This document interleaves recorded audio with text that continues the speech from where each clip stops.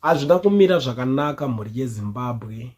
Nhasi ndadzoka ndine nyaya zvekare iri kuitika, nyaya yandasangana nayo ndikangoti regedza ndiuye nekuti zvakakosha kuti tinge tichizivisana zviri kuitika sezvatinogara tichingoita panapa. Munoziva kuti hatife takadisappointa panyaya yatiri kusangana nayo nhasi. Iri kunzi the Zambian government has today taken a possession of these flats. 15 of them belong to Esther Lungu, wife of Edgar Lungu. Through the courts, it stated that the salary of a first lady wasn't enough to obtain the wealth she has.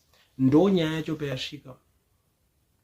Parunzi salary ya first lady aimbofe yakakwana kuti vange vachikwanisa kuzoita zvinhu zvakaita sezvizvi kuita 15 maflats akadaiswa. Maflats singatikatasa maflats but ndakatasa mansion like mansion. But in Zambia vanenge vachibadedza maflats. Saka ndo nyaya ihombe iri kunyanyisa kunetsa panapo. Parunzi mari yake anotambira iye, mari yake anowana sa first lady haisvike ikoko. Meaning parikungonangwa munhu roi director kunzi mari iyoyo wakaiba. Ndosaka toita sei tazvipira kuti tiitore. Even though vanhu vazhinji vanokwanisa wava kuita zvinhu zvakawanda. Mumwe munhu anotamba loto chaicho akatanga kutotora mari. Zvinoitika futi izvo, but it's a different story. And tine zvinhu zvakawanda zvekudzidza ipapo semaZimbabweans. That's why maona ndauya panapa ndikati nyaya iyi yabuda ikai hazviite kuti ndikwanise kuisiya ichingoenda. Regedza ndiwe nayo panapa tiite se tionesane nyaya iri panapa because pari kutopisa ipapa. Isi nyaya yekuti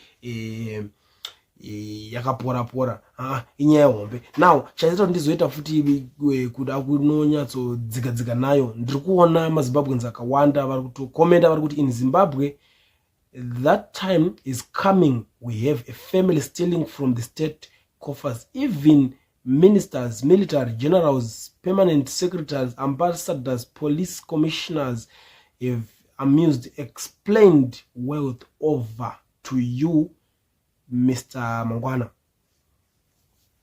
Urikuona nyaya kuti pari kunzi muZimbabwe vari kutoita zvikukutu.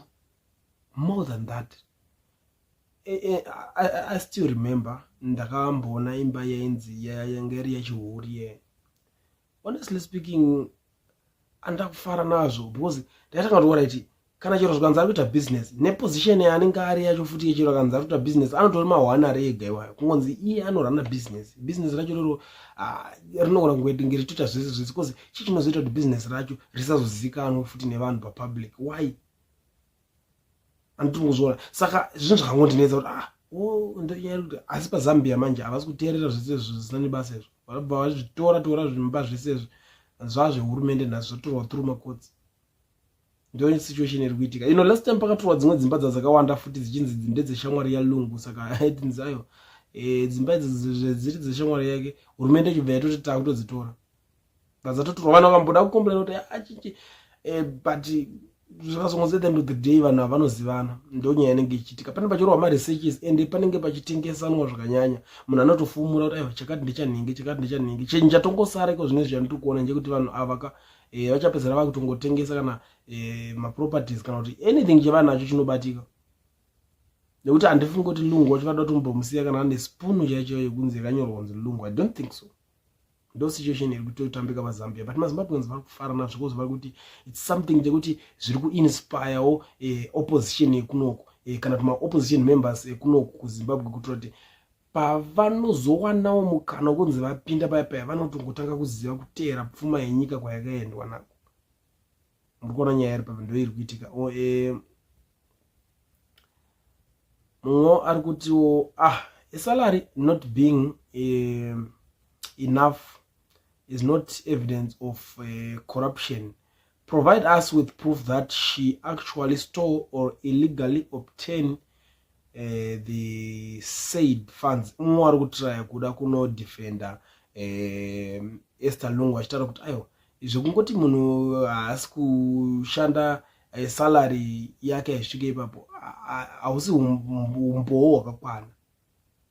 Haisi proof izere iyo yekuti tingati makubva mumatorera munhu zvinhu zvake. Vanhu vanoona zvinhu zvakasiyana siyana but tinongoda vanhu nokuti ndo zvavatori. saka munhu zvanenge atongofunga zvitota ngoti wobhoba ndonyaya iri panapa tota aiwa asiro zvega zviri kuningira because aya unozoti vanhu vanoona zvinhu zvakasiyana siyana. Umwe ari kuti in the first family suddenly become rich more 2 years into power, then its law enforcement must work to get back the ill amassed wealth.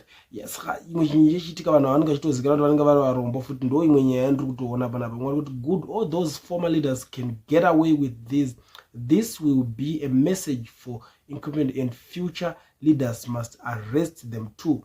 Ndo nyaya imwe iripo, and zvinhu izvi zviri kuitika ndezvekudai so ndo zvimwe zvinhu zvakaparadza ma-liberation movements aya, because vakatanga kuita zvese vakatanga kupinda vane vari selfish, greedy, kuvhara kuita sese. Ndokunooneka zvinezvi ma-opposition akatongopinda patanga tongogena power because of zvinhu zviri simple, izvozvo zvidiki salary dzenyu hamuchadzionewo here, hamusi kukoshesawo salary dzenyu here, zvinhu zvizhinji zvinenge zvichitaurika. Vanhu vanonzi ayo hama mari idzodzo ndezvecorruption because kwavari ende imba it's nothing chekuti mungatonzi wamutorera because iyo vanenge vane power rekuti vanogona kutenga dzimba everyday vachiacquire land. But this Zambian government iri kutry by all means kudzosa zvese, hanzi zvakadyiwa namupedza chose chimuparadza pfuma, ndo operation iri kuitika paZambia right now. Mumwe ari kuti glory to Zambia, keep on good work, wealth must be concentrated on the few, every person must be able to afford a cake. Unoona chimwe chinhu chinoitika ndechekuti zvinhu izvi hazvisi kungoitika nekuti uyu ndiye former president weikoko ndiye ari kungoitirwa zvinhu zvakadai izvozvi. Nyika dzizhinji dzekuAfrica kongo dzinotori neunhu hwekuti dzikaona kuti munhu aita mari chaizvo zvaita pfuma vanotanga kutomboitrace kuti mari yacho ukanyatsoiona kubva unoita nezvei. Zvinezvo zvinonyanyisa kutoitika. But these guys manje ivo vari kutonyatsoziva, vakutongopinda vachitoziva kuti aiwa nhingi akavhara pakadai akatora mari dzakadai plus mafiles anenge achinoonekwa because kazhinji kacho paunonoda handover power pape hazvisi zvese zvinokwanisa kuita handover, saka ndo pamwe paunozoona kuti aiwa apaka loophole iri apa zvakadai. Ndo imwe nyaya inenge ichizoitika because paunoita take over uchitora maoffices pepe une zvimwe zvinhu zvemasignature zvaunoona zvakasainwa napresident iye paanga ari pabasa. Saka iwo paunozosvika ubva watanga kuona kuti saka ndo pari kunoda kwadhiriria nevamwe vanenge vachinotipira, asi nyaya yacho inenge yakuzongorwadza chete zvikangoitwa munhu wepolitics. Manje vanhu vepolitics vagara nokuitawo zvikukutu kune vanhu, ndo imwe nyaya iri papa. Mwari kuti all those defending Mrs. Lungu are similarly happy with what Mnangagwa and his inner cycle are doing in Zimbabwe.